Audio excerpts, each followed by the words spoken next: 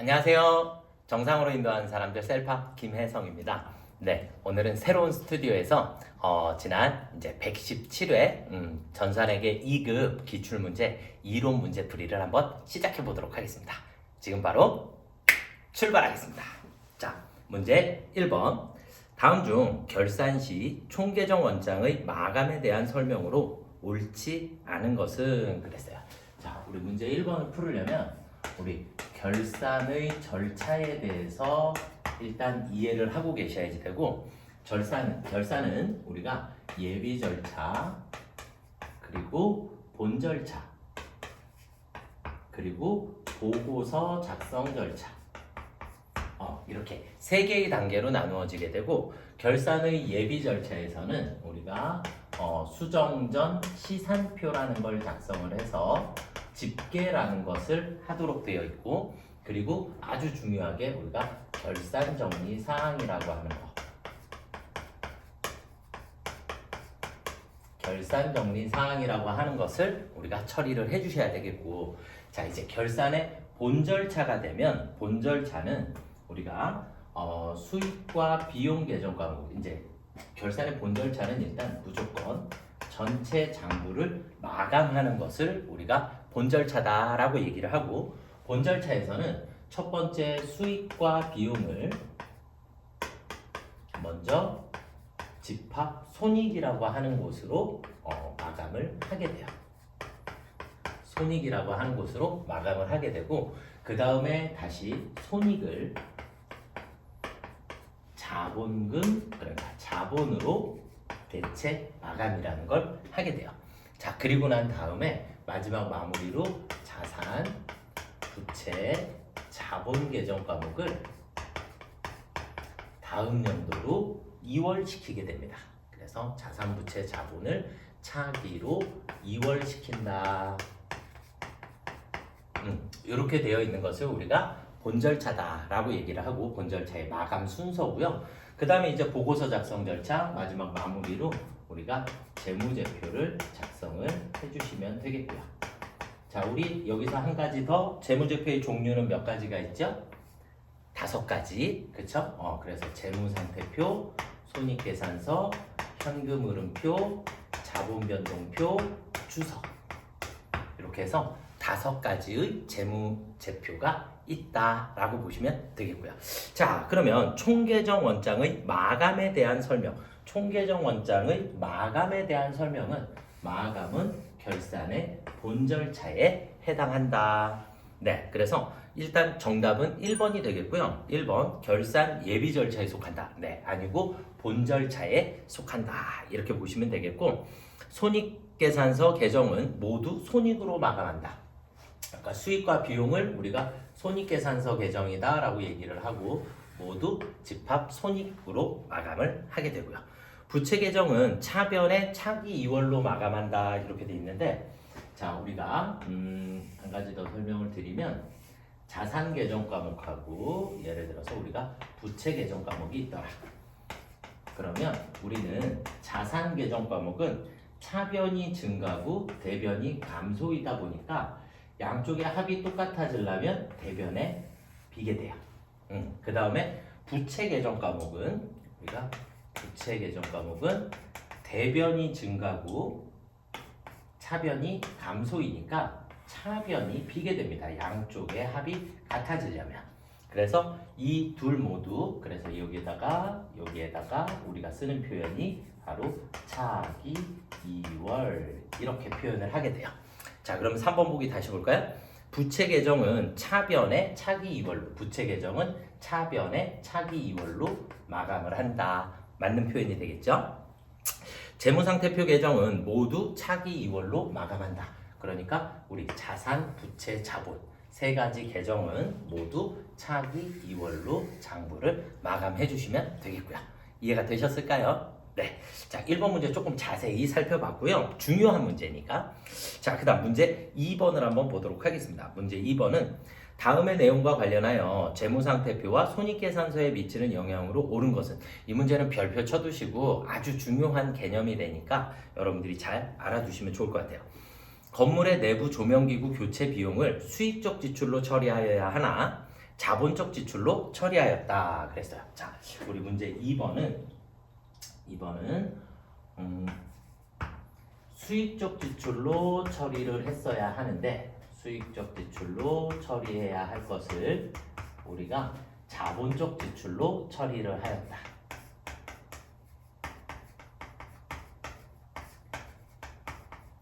지금은 수익적 지출을 자본적 지출로 처리했다 그랬는데 이 반대로 나오는 경우의 수도 상당히 많아요. 그래서 잘 이해를 하시면 됩니다. 수익적 지출로 처리해야 한다라는 얘기는 비용으로 처리해야 한다라는 얘기가 되겠고, 자본적 지출로 처리한다라는 얘기는 자산으로 처리를 해야 한다라는 얘기가 돼요. 그러면 수익적 지출로 처리해야 할 것을, 그럼 비용이 생겼어야 하는데 우리는 자본적 지출, 자산으로 처리를 하였다. 그러니까 자산이 생겨버렸다. 쉽게 얘기를 해드리면 비용은 과소계상이 되게 되고, 과소 안 잡혔으니까 자산은 과대계상이 돼요. 안 생겼어야 되는데 생겼기 때문에. 이해가 되셨을까요? 자, 그러면 이제 우리는 비용을 가지고 비용이 과소계상되었다라는 얘기는 우리 회사의 당기순 이익이 과대계상되었다라는 표현과 같아요. 이익이 커졌다. 이해가 되시죠? 이익이 커지게 되면 결론은 이익이 많아졌다는 얘기는 우리 회사의 자본이 과대계상된다라는, 자본도 같이 커진다. 이익이 많아지면 진짜 내 돈도 같이 늘어나게 되는 거예요. 이해가 되셨을까요? 그래서 요만큼의 정리를 꼭 하셔야 합니다. 자, 그러면 자산이 과소계상되었다. 아니요, 자산은 과대계상되었고요. 2번 비용이 과대계상되었고 비용은 과소계상이 되었고요. 수익하고는 지금 상관이 아예 없는 거고요. 관련성이 없는 거고, 당기순 이익이 과대계상되었습니다 라 그랬으니까 우리 4번이 정답이 되겠죠. 이해가 되셨죠? 네, 그래서 수익과 수익적 지출, 자본적 지출은 무조건 이렇게 그려서 여러분들이 문제를 풀어주시면 좋을 것 같아요. 자, 그 다음 문제 3번으로 넘어가 보도록 하겠습니다.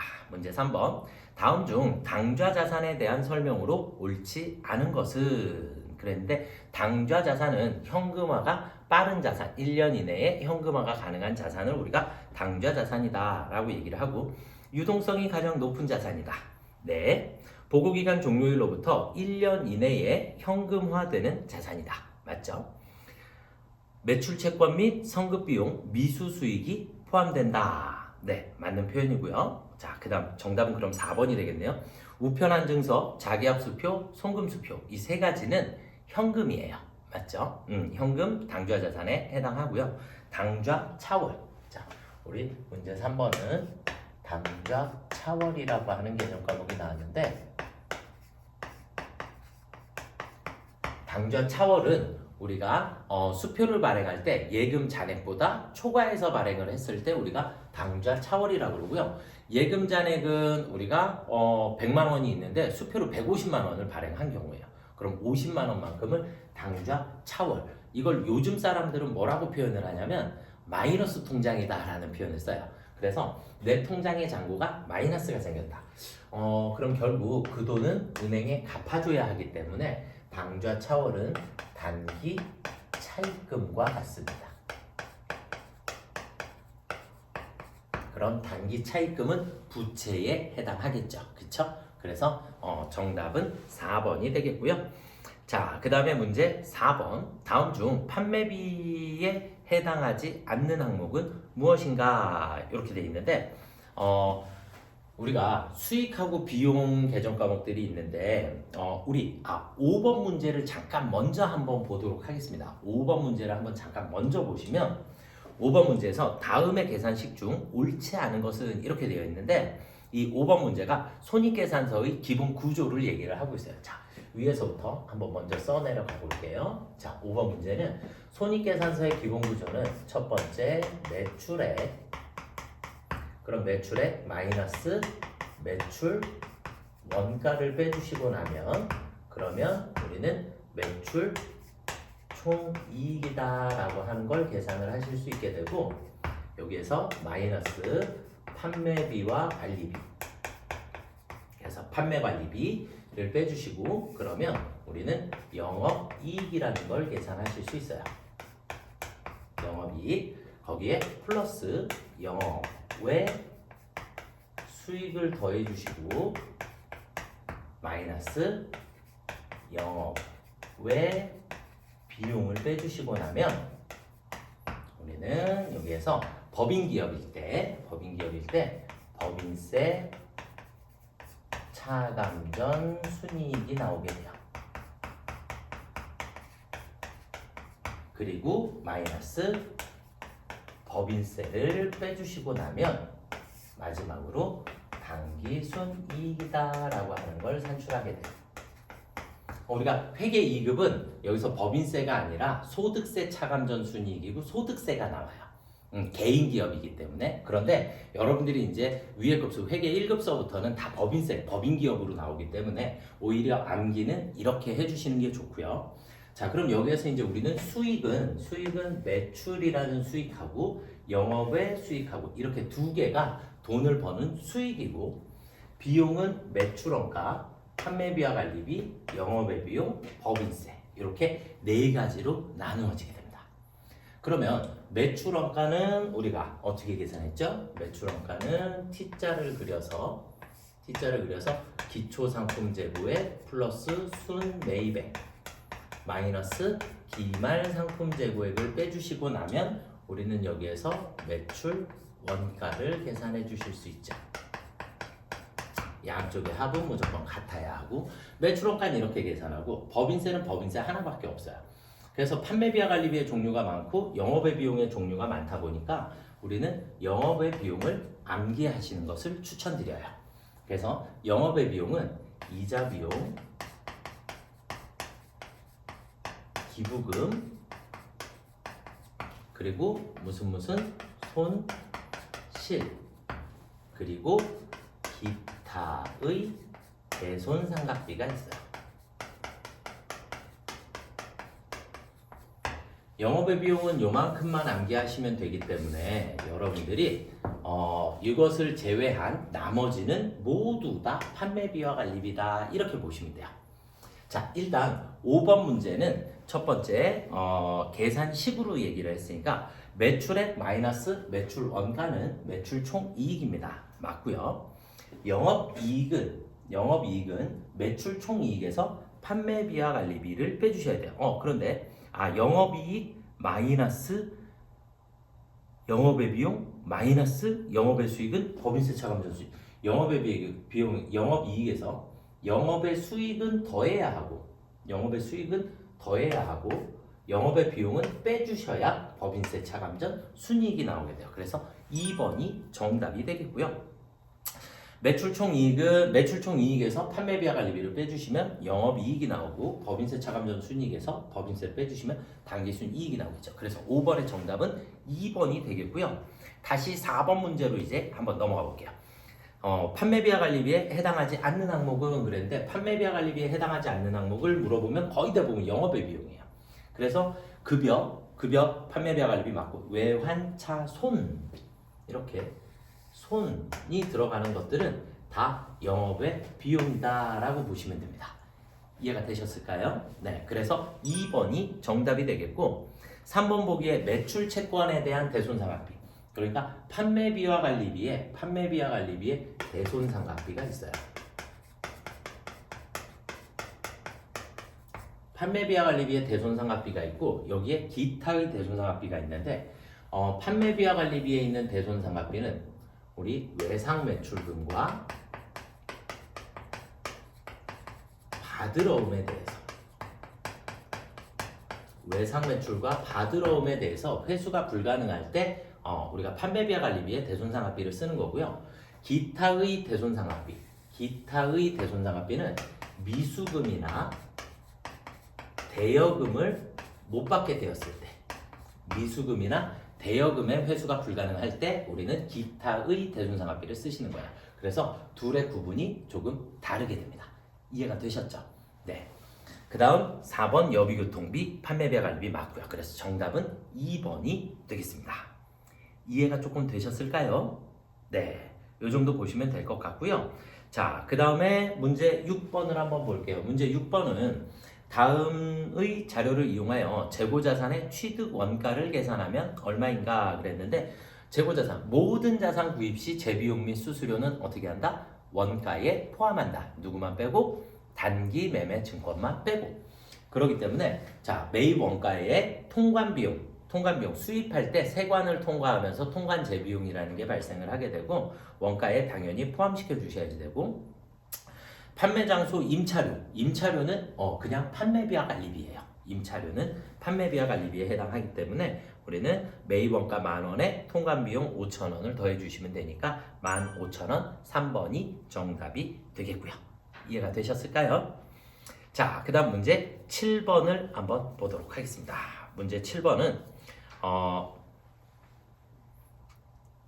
기초자본금 15만원, 총수익 13만원, 총비용 10만원일 때 회사의 기말자본금은 얼마인가 그랬는데 우리 문제 7번을 풀기 위해서 문제 7번은 우리가 자본금 계정을 암기를 하고 계시면 됩니다. 그래서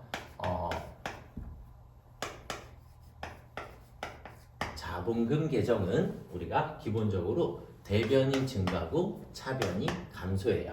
그래서 처음에 기초자본금을 우리가 대변에 적도록 돼 있고 그 다음에 추가 출자액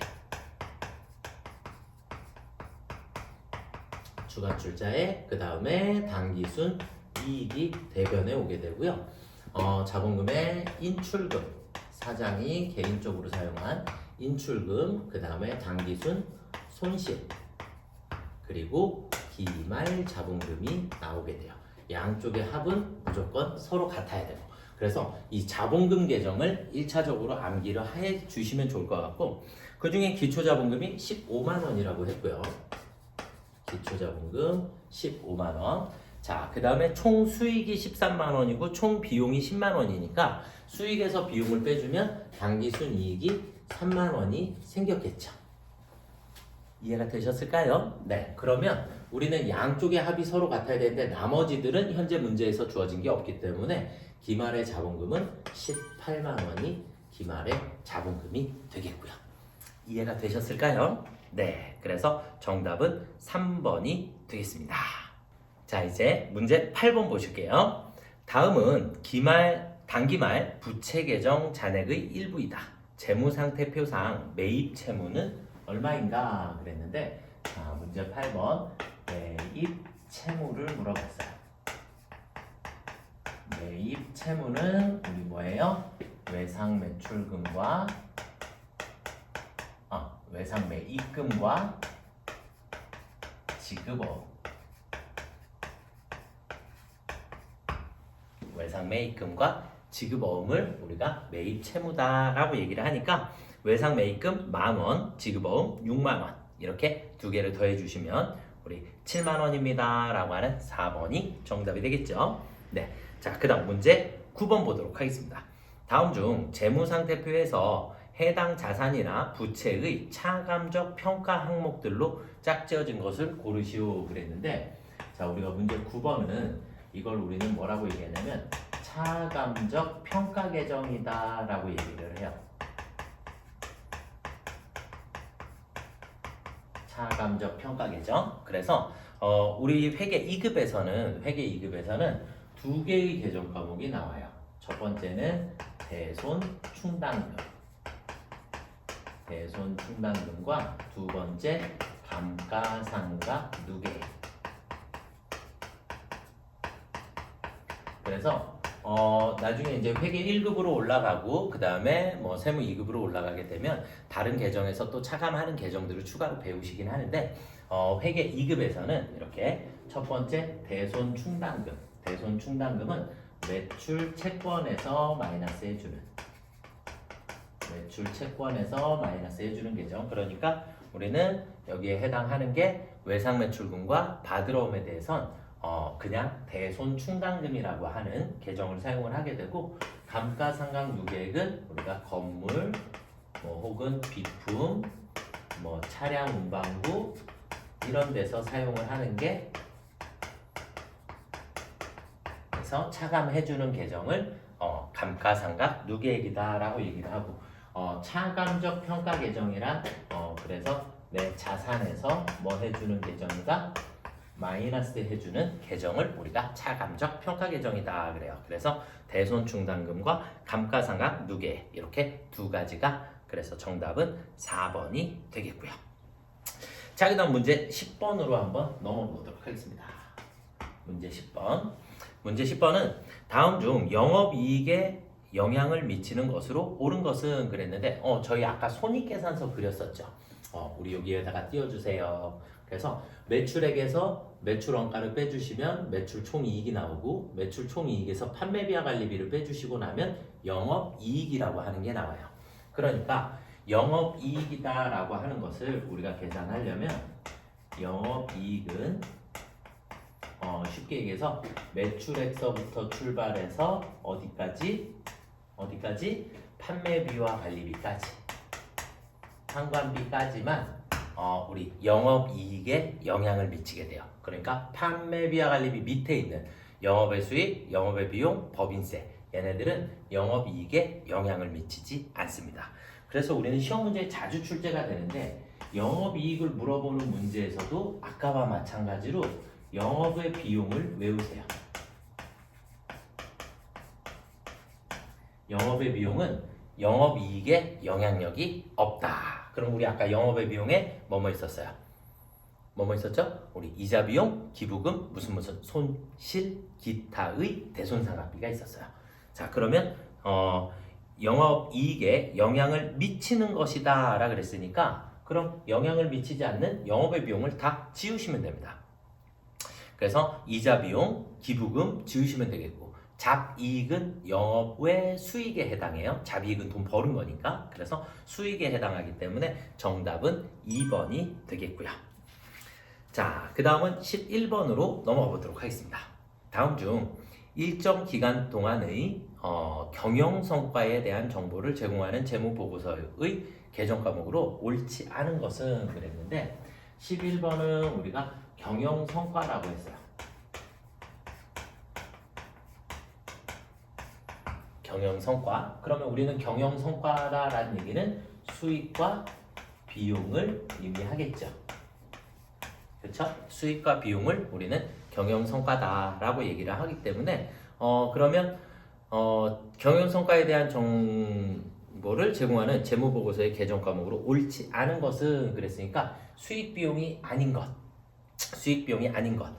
그래서 정답은 2번 미지급 비용이 돼요. 그런데 여기서 한 가지만 다시 정리를 조금 하고 넘어갈게요. 우리 개정 과목 중에 선급 비용이라는 개정 과목이 있고 그리고 선수 수익이라고 하는 개정 과목이 있어요. 그리고 미수 수익이라고 하는 개정 과목이 있고 그리고 미지급 비용이라고 하는 개정 과목이 있어요. 이 네 가지 개정 과목은 우리 결산에서 많이 했죠. 수익 비용으로 끝나지만 우리는 선급 비용과 미수 수익은 모두 자산에 해당하는 개정 과목이고요. 그 다음에 선수 수익과 미지급 비용은 모두 부채에 해당하는 개정 과목이에요. 아시겠죠? 그래서 요건 반드시 암기를 조금 해주시면 좋을 것 같아요. 그래서 미지급 비용으로 끝났다라 그래도 미지급 비용은 우리 부채에 해당하는 개정 과목입니다. 자, 그 다음 12번으로 한번 넘어가 보도록 하겠습니다. 12번 문제. 12번 문제는 다음의 자료를 이용하여 유형자산의 취득원가, 네, 또 취득원가 나왔어요. 원가에 포함한다 그랬어요. 그러면 취득세 원가에 포함해야 되고 매입대금도 원가에 포함하고 재산세는 세금과 공과입니다. 사용 중에 발생된 수익적 지출은 우리가 수선비로 처리하기 때문에 그러면 매입금액 150만 원과 취득세 5만 원을 합산한 155만 원 2번이 정답이 되겠고요. 12번 문제에서는 오히려 저는 세금과 공과에 해당하는 것을 암기하셨으면 좋겠어요. 세금과 공과. 그래서 세금과 공과라는 개정 과목 안에 들어가는 것들이 어떤 게 있냐? 지금 나와 있는 재산세 그리고 자동차세 그리고 무슨 회비 같은 것들 매월 납부하는 회비, 그리고 등록 면허세, 혹은 범칙금, 이런 것들을 우리가 세금과 문과다라고 얘기를 해요. 그러니까 재산세나 자동차세는 취득할 때 내는 게 아니라 우리 회사가 보유하고 있기 때문에 내는 세금이에요. 가지고 있기 때문에 내는 세금이니까 취득세는 처음에 취득할 때 내는 세금이고, 이해가 되셨을까요? 그래서 세금과 문과에 해당하는 개정 과목들을 내용들을 조금 암기를 해주시면 좋을 것 같습니다. 자, 그 다음 13번으로 넘어가 보도록 하겠습니다. 13번 다음의 내용이 설명하는 것으로 옳은 것은 재화의 생산, 용역의 제공, 타인에 대한 임대, 관리에 사용할 목적. 무슨 목적? 사용할 목적. 우리는 사용할 목적으로 취득하는 자산은 두 가지가 있어요. 첫 번째 유형자산이라고 하는 게 있고, 그 다음에 두 번째 무형자산이라고 하는 게 있어요. 그래서 유형자산과 무형자산 이렇게 두 가지로 나누어서 볼 수 있고, 유형자산은 형태가 있는 자산, 형태가 있고, 무형자산은 형태가 없는 자산이다, 이렇게 보시면 되겠죠.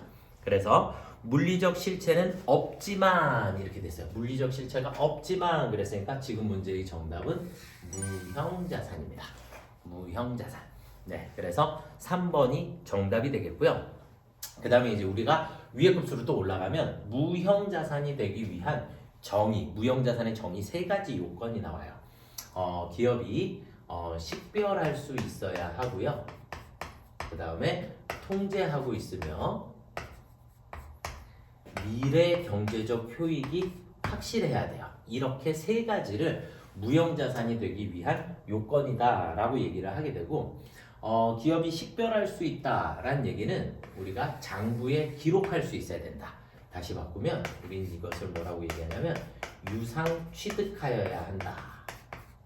유상 취득이다 그러면 이제 우리가 돈을 주고 샀다 라는 개념이에요. 그래서 유상 취득했을 때 우리는 식별이 가능하다라고 얘기를 하고, 기업이 통제하고 있으며 이 얘기는 이러한 무형자산을 가지고도 거래라는 것을 할 수 있더라.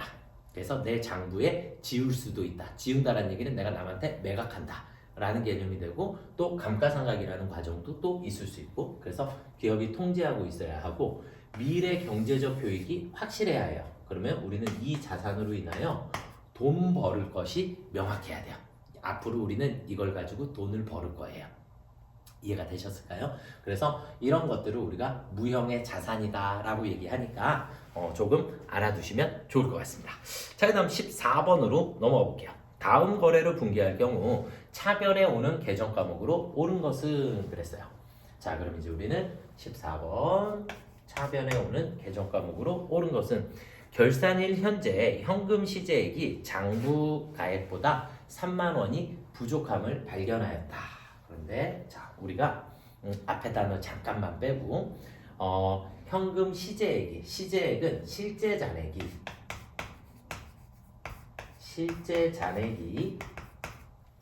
장부 가액보다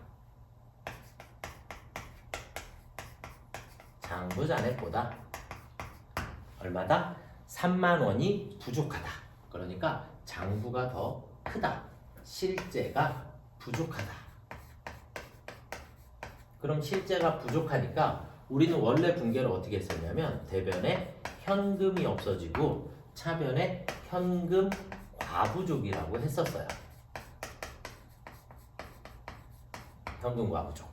이해가 되시죠? 우리 이렇게 했었는데 일반적으로는 현금 과부족으로 처리를 했다가 결산일날 현금 과부족이 없어지면서 부족한 돈이니까 얘를 잡손실로 바꾸어 주시면 됩니다.